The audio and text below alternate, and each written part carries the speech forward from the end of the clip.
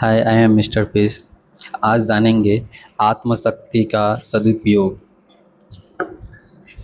इस संसार में हम जो भी कार्यकलाप देखते हैं, हमारे चारों ओर कुछ हो रहा है, वह सब केवल मन का खेल है। यह सब कर्म द्वारा नियमित होता है।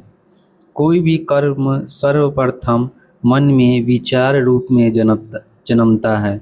इस विचार पर आंतरिक चिंतन मनन होता है और फिर उसे कार्य रूप में परिणित करने की इच्छा जागृत होती है। तब मनुष्य वह कार्य करता है। उसके कर्मों से ही अंततः उसके चरित्र का निर्माण होता है। जीवन पर अपनी पकड़ बनाए रखने के लिए एक ही उपाय है, उचित और गहन चिंतन। आत्मनिरीक्षण की आदत डाले बिना मन के अंदर क्रियाशील सभी विचारों पर उचित नियंत्रण रख पाना असंभव है। अंतःकरण में मन, विक्षेप और आवरण तीन दोष होते हैं। जब तक इन दोषों को दूर करके मन को निर्मल नहीं बना लिया जाता, उससे दूषित विचार जन्म लेते रहते हैं। वैचारिक पवित्रता होने पर ही हमारे आचरण व कर्म में उत्कृष्टता के दर्शन हो सकते हैं।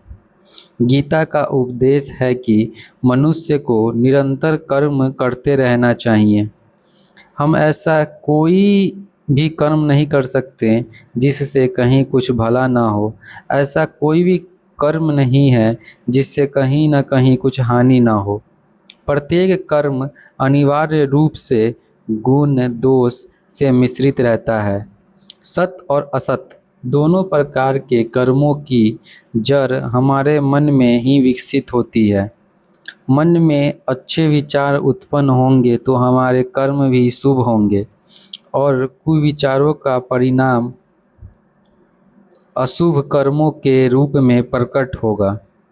मन में उत्पन्न होने वाले दूषित विचार हमें दुष्प्रवृत्तियों की ओर प्रेरित करते हैं और हमारे सर्वनाश का कारण बनते हैं। अतः हमें अपने मन में पनपने वाले कुविचारों को समूल उखाड़ फेंकने का सदैव प्रयास करते रहना चाहिए। भारतीय संस्कृति में मन की असीम शक्ति और अपार सामर्थ्य का सदैव अनुशीलन किया जाता है। संस्कार, परिष्कार और संशोधन द्वारा मन से अवांछनीय तत्वों, दुर्गुण, दोष आदि को हटाकर उसके स्थान पर सद्गुणों को प्रतिष्ठापित करना ही हमारी संस्कृति का मूल आधार है। आत्मशोधन का यह कर्म जीवन भर चलते रहना चाहिए। इससे मन जीवन देवत्व की ओर अग्रसर होता है, जीवन पवित्र और निर्मल बनता है। अतः आत्मशक्ति का सदुपयोग करें। हमें कभी भी ये नहीं सोचना चाहिए कि हम गरीब हैं या हम कमज़ोर हैं। हमेशा अपने मन में पॉजिटिव थिंक लाओ। हमेशा बोलो कि मैं बहुत भाग्यशाली हूँ। ये कभी नहीं बोलना चाहिए कि गरीब हैं, बहुत दिक्कत हो रहा है, कैसे काम चला रहे हैं वो हम ही जानते हैं। ऐसा बिल्कुल भी नहीं बोलना चाहिए, क्योंकि तुम जो बोलोगे वैसा ही होता है, समझे।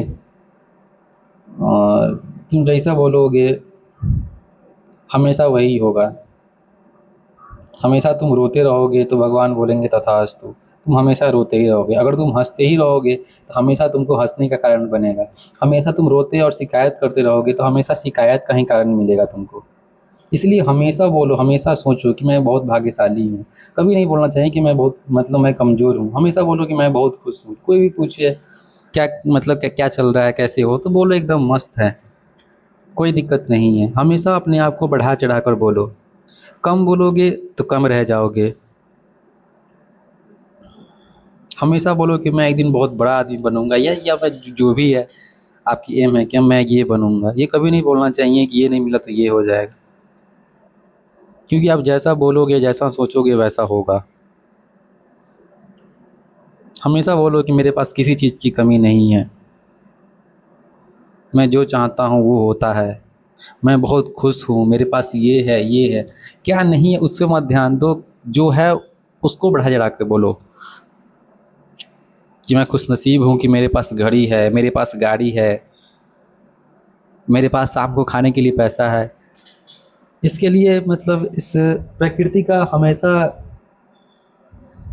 क्या बोलते हैं उसको, शुक्र क्या बोलते हैं उसको, मतलब हमेशा शुक्रिया अदा करो। ठीक है, हमेशा अच्छा सोचो, खुद को बस कभी कमज़ोर नहीं समझो, बस यही कहेंगे।